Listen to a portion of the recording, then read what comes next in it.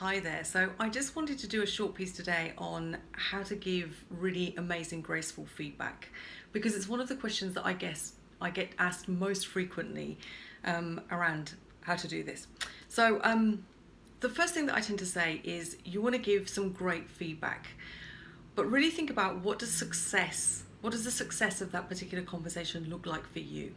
So think about the outcome that you really want to get in that conversation, because one of the things that I find is that leaders and managers go into conversations where really subconsciously they may have already decided what it is that they want to say to the person. They want to make sure that they get the feedback and that they take it on, and then they instantly transform as a result of getting that feedback.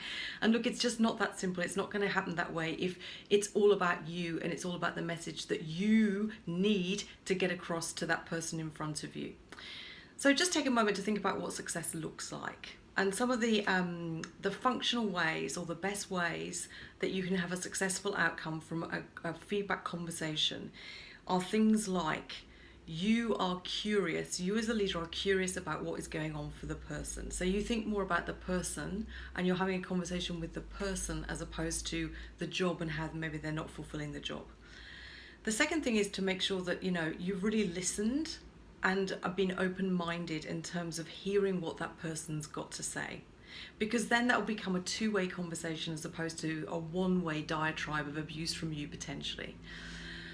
The third thing is really to come out of the meeting with a sense of where that person's at.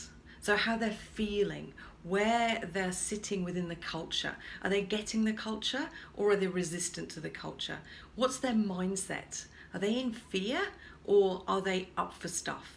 And these are the things that you need to know, because really the environment that you're creating is one of the most fundamental things that you can control and that can really help people in terms of them receiving the feedback or being defensive and closed down about the feedback. So really think about what success looks like for you. Now, I do appreciate that in some scenarios you may have had someone who's underperformed many, many times, and for whatever reason you haven't given them feedback in real time at the time. And this can be frustrating. So the first thing to say is make sure that when you see someone who requires feedback, that you give them feedback frequently, often in real time. And again, you're curious about what's going on for them. Maybe you've spoken to them about this thing before, in which case you say to them, look, we've spoken about this before. I'm really curious to know what's going on with you. How can I help you? Is there something that we're not providing for you that's really leading you down this path? So all of those conversations are good to have frequently. And then going into the actual feedback back session. So again, you've got your mindset of curiosity, open-mindedness, empathy for them, so thinking about where they're coming from, but also you're really clear about the standards and the expectations that you have set and that you're upholding for them in the conversation.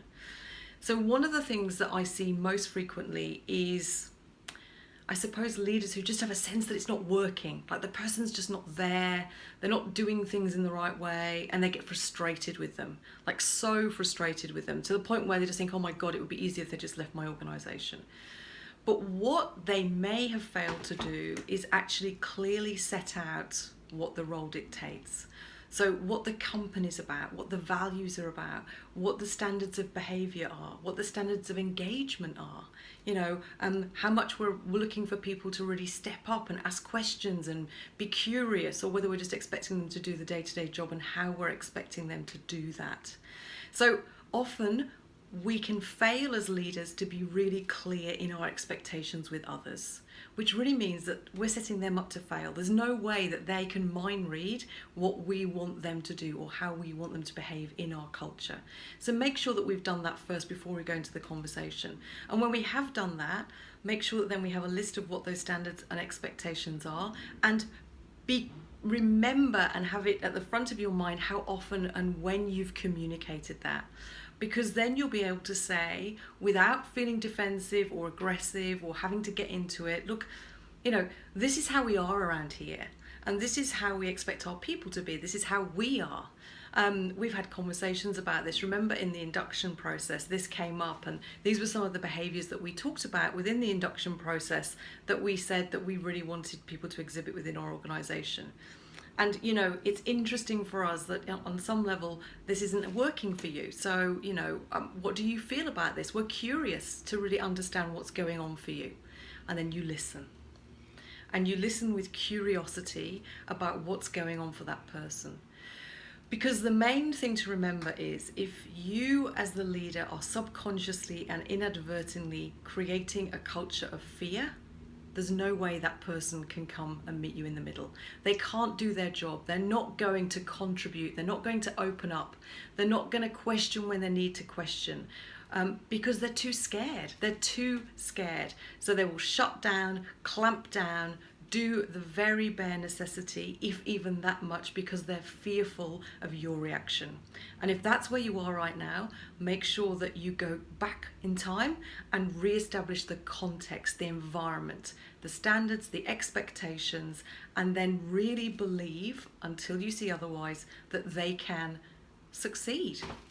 Because once you've made that clear, and once you've removed the fear, then they will start to come to the party.